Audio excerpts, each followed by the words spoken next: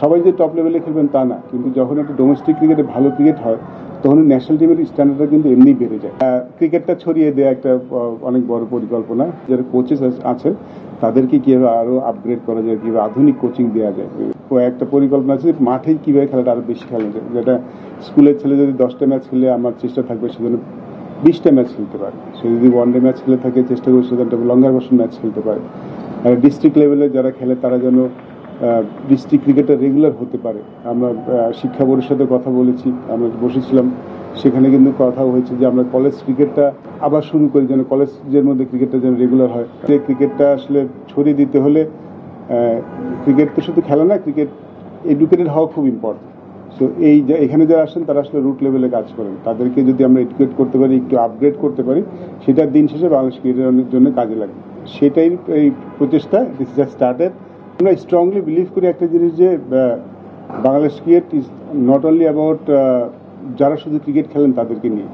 Professional যারা থাকেন তারা তারা সার্ভিস মানে তারা মোটামুটি এডুকেটেড থাকেন, তারা একটা সিস্টেমের মধ্যে থাকেন, তারা কোচেস পেয়ে থাকেন।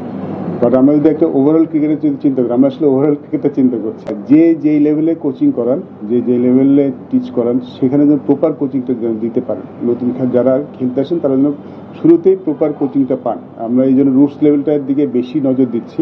ডাজন্ট মিন যে আমরা টপ লেভেল চিন্তা করছি না, এই জন্য কিন্তু আমাদের লেভেল 2 হবে, লেভেল 3 হবে। টপ লেভেল নিয়ে কাজ হবে, বাট আমরা শুরুটা আসলে রুট লেভেলের দিকে একটু বেশি নজর দিতে চাই। লেভেল 1 কোর্স করার জন্য অনেকের সিভি জমা পড়েছে, মানে যারা প্লেয়ার এখনো খেলছে না, তো আর 1-2 বছর খেলবেন, তারা কোচিং আসতে চাচ্ছে।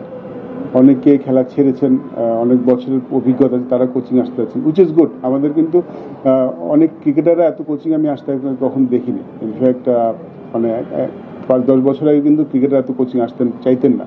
বাট এখন অনেকেই দেখতে পাচ্ছি যে যারা ফার্স্ট ক্লাস শেষ করে একটা ভালো ক্যারিয়ার শেষ করে কোচিং আসতে। আমাদের সামনে তো যেহেতু অনেক প্রোগ্রাম, আমাদের কোয়ালিটি কোচেসদের খুব দরকার হবে।